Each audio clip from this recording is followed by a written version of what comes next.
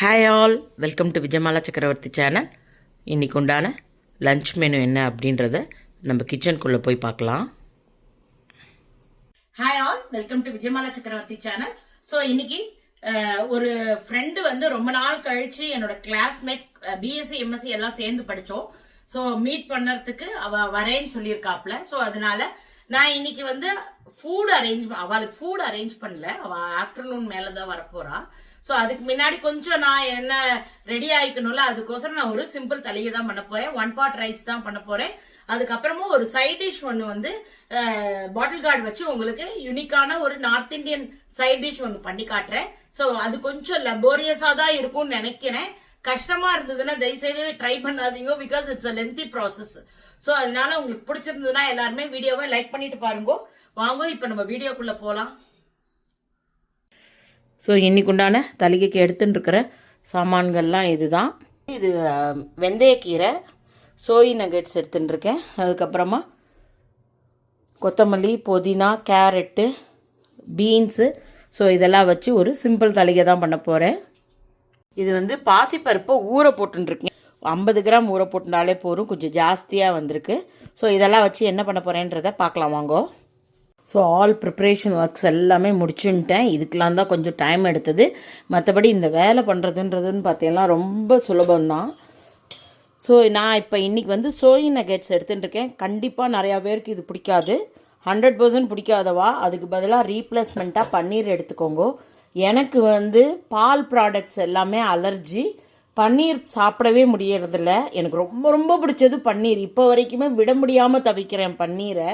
So அதுக்கு ஆல்டர்னேட்டிவாக தான் protein rich வந்து நம்ம வந்து சோய் நகெட்ஸ் எடுத்துட்டுருக்கேன். ஸோ அதனால் உங்களுக்கு யாருக்காவது வேண்டான்னு நினச்சா அதை நீங்கள் தாராளமாக அவாய்ட் பண்ணிக்கலாம். ஸ்டார் அனீஸ், பட்டை போட்டிருக்கேன், லவங்கம் போட்டிருக்கேன், 2 ஜாதி பத்திரி, 2 ஏலக்காய். இது கொஞ்சம் பொரியட்டும். இப்போ நான் வந்து ஒரு குட்டி சைஸ் 2 வெங்காயம் எடுத்துனேன். இதுதான் பெரிய வெங்காயம் தான் 2 எடுத்திருக்கேன். இந்த பச்சை மிளகாய் எப்படியாவது காலி பண்ணணுன்றதுக்கோசரம் போட்டு எல்லாத்தையும் தள்ளுறேன். ஒன்றுத்தில் கூட அது காரம் உரைக்க மாட்டேங்கிறது. என்னோட பிஎஸ்சி எம்எஸ்சி 5 வருஷமுமே என்னோட படித்த என்னோட கிளாஸ்மேட் ட்ரிச்சூர்லேருந்து வராப்பில். அவள் பொண்ணுடைய என்ட்ரன்ஸ் எக்ஸாம் ஏதோ இருக்குது போல் இருக்கீங்க. ஸோ நான் இன்றைக்கி வந்து வரேன் அப்படின்னு சொல்லியிருக்காப்புல. அதனால் நான் வந்து மீட் பண்ண போகிறேன். கிட்டத்தட்ட ஒரு 10-12 வருஷம் ஆச்சு பார்த்து. ரொம்ப எக்ஸைட்டிங்காக இருக்குது. நாங்களாம் வந்து 12th வரைக்குமே கேர்ள்ஸ் ஹை ஸ்கூலில் தான் படித்தோம். 11th 12th தான் எங்களுக்கு கோ எஜுகேஷன்னாலே ரொம்ப வித்தியாசமான ஒரு அனுபவம் எங்களுக்கு. கேரட் 2 எடுத்துட்டுருக்கேன். ஒரு 7-10 பீன்ஸ் கட் பண்ணிட்டு இருக்கேன். இனிஷியலி நாங்களாம் வந்து கேர்ள்ஸ் எல்லாம் யாரும் பசங்க கூட பேசவே மாட்டோம். அப்படியே ஒருத்தருக்கு நாங்களே குசு குசுன்னு பேசிக்கிறது, இந்த மாதிரிலாம் பண்ணுறது. ஆனால் எங்களுக்கெல்லாம் நிஜமாகவே பின்னாடி ஒரு நல்ல ஒரு என்ன சொல்கிறது பாண்டிங். எங்களுக்குள்ளெல்லாம் நாங்கள் வந்து எப்பயுமே நீங்கள் வாங்கன்னு அப்படி ஒரு மரியாதையோடு தான் இன்னி வரைக்கும் பேசிகிட்டு இருக்கோம். யாருமே நீ வாப்போ அப்படி கூட வாடி போடி. இன்றைக்கெலாம் நான் பார்க்குறேன் எல்லா ஃப்ரெண்ட்ஸ்குள்ளே எல்லாருமே வாடி போடியாக தான் இருக்குது. அது அவளுக்குள்ளே இருக்கிற பந்தம், அது அவளுக்குள்ளே நன்னாவும் இருக்குது. நான் அதை ஒன்றும் குறை சொல்லலை. பட் எங்களுக்குள்ளெல்லாம் இருந்த பாண்டிங்ஸ்ன்னு பார்த்தேன் அப்படின்னாக்கா நாங்கள் எப்பயுமே வந்து வாங்க போங்க நீங்கள் எப்படி இருக்கீங்க அப்படி தான் பேசுவோமே தவிர சிங்குலர்லலாம் பேசிக்கவே மாட்டோம். எங்களதெல்லாம் ஜியாலஜி சப்ஜெக்டுன்றதுனால நிறையா ஃபீல்டு ட்ரிப்பெல்லாம் இருக்கும். அப்போல்லாம் ரொம்ப ரொம்ப கேரிங்காக பசங்க பார்த்துப்பாங்க. நான் இப்போ சோய் நகெட்ஸ் போட்டிருக்கேன். இன்ஸ்டெட் ஆஃப் சோய் நகெட்ஸ் நீங்கள் வந்து பன்னீர் போட்டுக்கலாம், தப்பு ஒன்றும் இல்லை.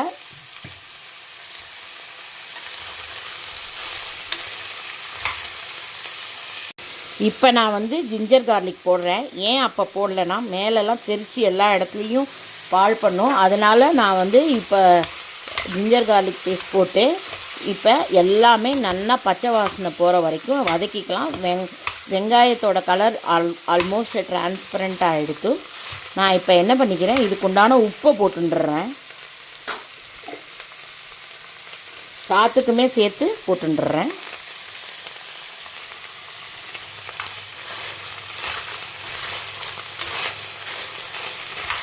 நான் என்ன பண்ணியிருக்கேன், வெந்தயக்கீரை வாங்கியிருக்கேன், அதையும் இதோடு சேர்த்து வதக்கின்றலாம்.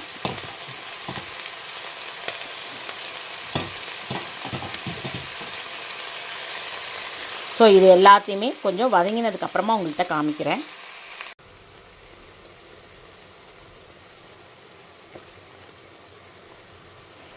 புலாவ் மசாலா போடுறேன் அதில். அதே போல் காரப்பொடி,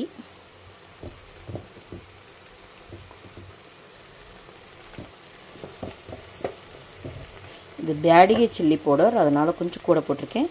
கொஞ்சம் மஞ்சள் பொடி போட்டிருக்கேன். பட்டை லவங்கம் ஆல்ரெடி போட்டிருக்கிறதுனால எங்களுக்கு இவ்வளோ மசாலா இருந்தால் போதும். இதுக்கு மேலே மசாலா ஸ்ட்ராங்காக இருந்தால் யாருக்குமே பிடிக்காது. ஸோ அதனால் வெரி மைல்டு மசாலா தான்.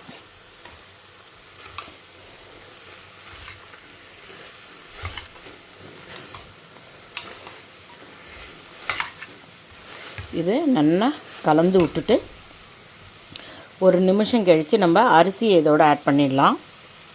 ஸோ இப்போ ஆல்மோஸ்ட் எல்லாம் பிளெண்ட் ஆகிடுத்து. நான் இந்த ஒரு டம்ளரால் அரிசி வந்து பாஸ்மதி அரிசி எடுத்திருக்கேன். அதை அலம்பிட்டு இதால் 1.25 கிட்ட ஜலம் எடுத்திருக்கேன். இப்போ நான் அரிசியை இதோடு ஆட் பண்ணி விடுறேன். இதை கம்ப்ளீட்டாக ஒன்றா கலந்துட்டு காமிக்கிறேன். இப்போ பார்த்தெல்லாம் அரிசி ஜலம் எல்லாம் குத்தியாச்சு. இதுக்குண்டான புதினா தழை போட்டுடுறேன். கொத்தமல்லி கொஞ்சம் தாராளமாக போட்டிருக்கேன். சரி, நீங்கள் பார்த்தெல்லாம் எக்ஸலண்ட்டான ஒரு இது ப்ரோட்டீன் ரிச் கேரட் இருக்குது. அதே போல் வெந்தயக்கீரை போட்டிருக்கேன். எல்லாமே உடம்புக்கு நல்ல இது தான். ஸோ நான் இப்போ ஜஸ்ட்டு ஒரு மூடி எலுமிச்சம்பழம் மேலே பிழிகிறேன்.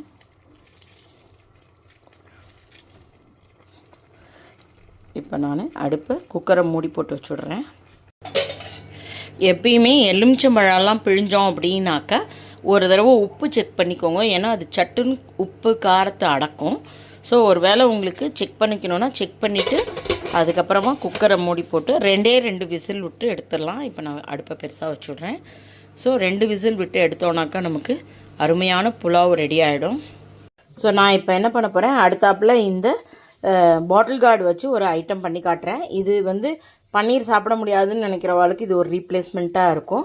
ஃபஸ்ட்டு வந்து ஒரு பல்லாரி வெங்காயம் ஒன்று போட்டிருக்கேன்.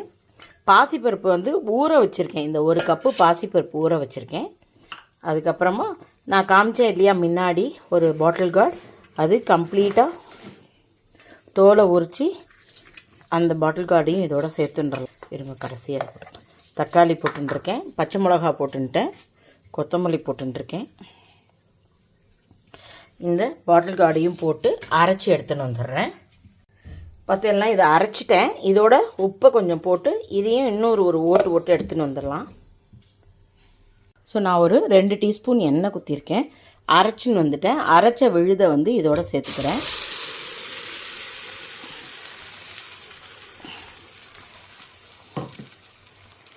ஸோ நான் அரைக்கச்சியே என்ன பண்ணிட்டேன், அதில் உப்பு போட்டு அரைச்சிருக்கேன். பச்சை மிளகா போட்டிருக்கேன். நான் சொன்னேன் இல்லையா அந்த பச்சை மிளகாவில் காரமே இல்லைன்னு, அதனால் கொஞ்சம் காரம் அதில் போடுறேன். இல்லைன்னா ஒன்றுமே இருக்காது. பாவம் எங்களுக்கு காரமே இல்லாமல் பண்ணிகிட்டே இருக்கு அப்படின்ட்டு இருக்கு. ஸோ இப்போ என்ன பண்ணணும், இது நல்லா கெட்டியாக ஆற வரைக்கும் இதில் உள்ள தண்ணிகள் வந்து எவாப்ரேட் ஆகிட்டு நல்லா இது வந்து பால் மாதிரி நல்லா கெட்டியாகி வர வரைக்கும் இதை கொஞ்சம் கைவிடாமல் அடிப்பிடிக்காமல் கிளறணும். நான் அந்த பதம் கரெக்டாக வந்த கையோடு உங்களுக்கு காட்டுறேன். ஏன்னா நம்ம தக்காளி, வெங்காயம், அப்புறம் பருப்புலேயே கொஞ்சம் ஜலம் இருக்கும். ஸோ இதெல்லாமே கொஞ்சம் ஈரப்பதம் இருக்கிறதுனால இதை நான் இப்போ கைவிடாமல் கிளறிட்டு உங்களுக்கு காமிக்கிறேன். இது கொஞ்சம் டைம் எடுக்கிறது கெட்டி ஆகிறதுக்கு. ஸோ மணி ஆறுது, அதனால் நான் ஃபஸ்ட்டு அப்பாவுக்கு புலாவும் ரைத்தாவும் போட்டு கொடுத்துட்றேன். அதுக்கப்புறமா இந்த ஐட்டத்தை உங்களுக்கு ஃபினிஷ் பண்ணி காட்டுறேன். மணி ஆயின்ருக்கு. ஸோ ஃபஸ்ட்டு சாப்பாடு கொடுத்துட்டு வந்துடுறேன்.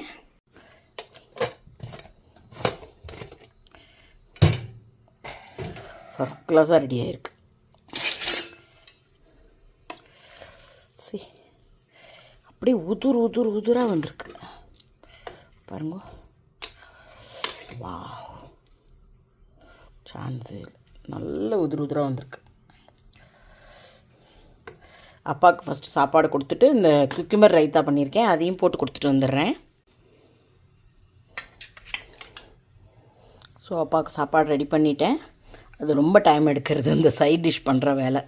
பார்த்தேன்னா நல்லா ஓரளவுக்கு இப்படி வந்துடுது. பார்த்தேலா இந்த ஸ்டேஜில் இது என்ன பண்ணணும், நம்ம ஒரு தட்டில் எண்ணெயை தடவிட்டு இதை அப்படியே கொட்டி செட் பண்ணிடலாம். அதுக்கப்புறமா ஒரு பேசிக் கிரேவி ரெடி பண்ணி செட் பண்ணதை வில்ல மாதிரி போட்டு க்யூபாக கட் பண்ணி அதில் போட வேண்டியதான் வேலை. நான் இதை இப்படியே நல்லா ஒரு மாதிரி லெவல் பண்ணிவிட்டு ஆறுனதுக்கப்புறமா க்யூப்ஸ் போட்டுட்டு காமிக்கிறேன். செட் பண்ணி வச்சுருக்கேன். இப்போ வந்து ஒரு 2 பெரிய வெங்காயமும் 2 தக்காளி, அதுக்கப்புறமா பச்சை மிளகா இதெல்லாம் அரைச்சி கிரேவிக்கு பேஸ் வந்து இதை அரைச்சி எடுத்துன்னு வந்துடுறேன். ஸோ இப்போ நான் எண்ணெய் குத்திட்டு அதில் இஞ்சி பூண்டு விழுது போட்டிருக்கேன். அரைச்ச வெங்காயம், தக்காளி, பச்சை மிளகா பேஸ்ட்டையும் கலந்துட்டேன். ஸோ நான் இப்போ பொடிகள்லாம் எடுத்து வச்சுருக்கேன். இது ஜீரா பொடி, கரம் மசாலா பொடி, தனியா பொடி, காரப்பொடி,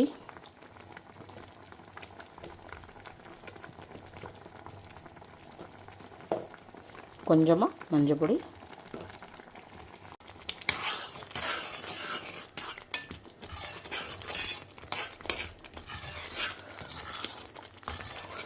இதுலேருந்து நல்லா எண்ணெய் பிரிஞ்சு வந்ததுக்கப்புறமா நம்ம எடுத்து வச்சுருந்த இந்த அரைச்சி கிளறி எடுத்துட்டோம் இல்லையா, அந்த பீசஸ் எடுத்து இதில் போட வேண்டியதான்.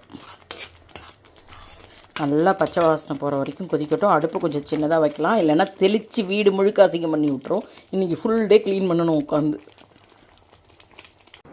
ஸோ பார்த்தேன்னாக்கா நான் இப்போ வந்து இந்த பாசிப்பருப்பு, பாட்டில் கார்டு ரெண்டுத்தையுமே அரைச்சி அதெல்லாம் பண்ணது வந்து கேக் போட்டு எடுத்துட்டேன். இப்போ நம்ம இந்த கிரேவி ரெடி பண்ணோம் இல்லையா, அதை வந்து நல்லா எண்ணெய் பிரிஞ்சு வர ஆரம்பிச்சுட்டு நல்ல வாசனை ஃபஸ்ட் கிளாஸாக இருக்குது. இப்போ இதை வந்து இதில் போட வேண்டியதான். இவ்வளோ கஷ்டப்பட்டு இந்த வேலை செய்யணுமான்னு கேட்டால் டேஸ்ட் பண்ணி பார்க்கணுன்னா கண்டிப்பாக பண்ணுங்க. இல்லைனா இது கொஞ்சம் வேலை ஜாஸ்தியாக தான் இருக்குது. இதில் கடைசியாக கொஞ்சோண்டு ஃப்ரெஷ் க்ரீம் ஆட் பண்ணிவிட்டு கொத்தமல்லி தழை போட்டு இறக்கிட்டோம் அப்படின்னாக்கா இந்த சப்ஜி ரொம்ப நல்லா இருக்குது, டேஸ்டியாக இருக்குது. அந்த பாசிப்பருப்பும் பாட்டில் கார்டும் அரைச்சதோட டேஸ்ட் அவுட் ஆஃப் தி வேர்ல்டாக இருக்குது. ரியலி வர்த் அந்த மாதிரி இருக்குது. ஸோ நான் இதுக்கு மேலே கொஞ்சம் ஃப்ரெஷ் க்ரீம் போட்டு ஆஃப் பண்ணிட போகிறேன்.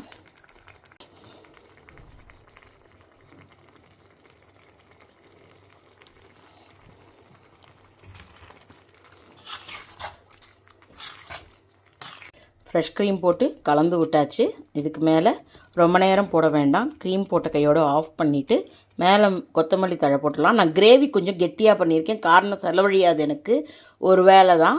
ஸோ அதனால் நான் கொஞ்சமாக பண்ணியிருக்கேன். வேணும்னா நீங்கள் இன்னும் கொஞ்சம் தளர கிரேவி பண்ணிவிட்டு இந்த க்யூப்ஸ் எல்லாம் போட்டேல் அப்படின்னாக்கா இன்னும் ரொம்ப பார்க்குறதுக்கே ரொம்ப நல்லாயிருக்கும். எனக்கு கொஞ்சம் கெட்டியாக இருக்குது. ஸோ இன்றைக்கு உண்டான இந்த பாட்டில் கார்டு ஒரு டிஃப்ரெண்ட்டான சப்ஜி கூட உங்களுக்கு பண்ணி காமிச்சிட்டேன். ஸோ இன்றைக்கு உண்டான தளிகை ஆல்மோஸ்ட் எண்டுக்கு வந்துடுத்து. இன்றைக்கு உண்டான தளிகை சுட சுட ரெடியாக எடுத்து நல்ல ஒரு ப்ரோட்டீன் ரிச் புலாவ் ஒன்று பண்ணியிருக்கேன், குக்கும்பர் ரைத்தா பண்ணியிருக்கேன். அதுக்கப்புறமா இது பாட்டில் கார்டு வச்சு ஒரு டிஃப்ரெண்ட்டாக கொஞ்சம் ஹார்ட் ஒர்க்கு தான் இதில் வேலை இருக்குது ஜாஸ்தி. ஸோ அப்படி ஒன்று உங்களுக்கு நியூ ஐட்டம் பண்ணி காமிச்சிருக்கேன். Hope you are all enjoying my video. If you like it please like and subscribe my channel. Thank you for வாட்சிங். Bye bye all.